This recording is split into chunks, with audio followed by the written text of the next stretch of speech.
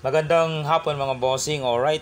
Narito ulit tayo nagbabalik at mag-share ulit sa inyo ng puzzle sa larong dama. Okay, meron na naman tayong na-research na puzzle. Ito ay hindi ko gawa, ito ay pre-made puzzle, no? Pwede mong ma-search sa internet. Okay, ang rules ng puzzle na ito, unang tira itong pula ay talo naman itong itim mga bossing. Hindi na siya makakatabla.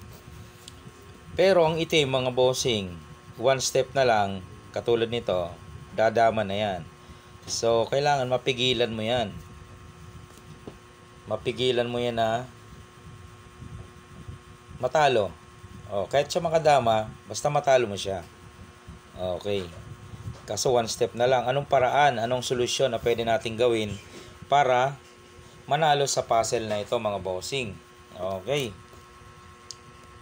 Paano nga ba ang solusyon dito? Meron pong solusyon dahil ito ay puzzle, meron silang ibinigay na solusyon ayon sa kanilang ipinakita doon sa ating na-research. Ganito lang ang opening o ang key move mga bossing.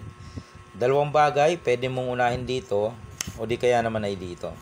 Same lang naman ang result. Ganito, pakain mo to, then pakain mo to, tapos ibukas mo ito. Yan. Kakain siya dito mga bossing. Ikaw naman ngayon kakain ng 4. Yan. So dito, mapipilitang dumama ang itim. Kung hindi siya dadama kasi at titira siya ng ibang sulong, ay maaaring itong ikain. Talo talaga, madali. Kaya mapipilitan siyang dumama. Yan. Sa puntong ito, ano naman ang tira ng pula para talunin niya ang itim? Kasi kung titira siya ng iba, di ba? Para captured niya yung dama, maaring ito itira niya, hindi niya maisulong kasi madadalwahan. Di ba? Okay, balik tayo doon sa position na 'yon. Dumamang itim. Paano siya tatalunin? Ganito lang. Pakain mo to. Kain ka, kain siya. Sisingit ka ngayon sa gitna dito. Yan, mapepersang sumulong ngayon ang itim. Pababa sulong niya di ba?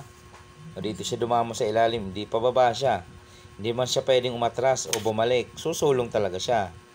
Pag sulong niya, kakainin mo lang. Trap yung dama, nakulong mga bossing. So talo yan. Balik natin sa position. Yan. Kanina ito inuna natin. Pwede naman to, sabi ko nga, pwede ito. Then bago ito. Then ibukas mo lang, kakain siya, kain ka ng 4. Mapersang dumama yan. Ipakain mo to. Kain. Sisingit ka ngayon. Alam nga naman kainin ng dama, bawal. Kasi may harang, nandun yung pure na itim. Ang gagawin lang dyan ng itim, persadong sumulong. Pag sulong, kakainin mo, black, trap, kulong, baboy. Yan. So panalo ang pula mga bossing sa puzzle nito. Alright, salamat po. At ito ay nagbabalik ulit tayo.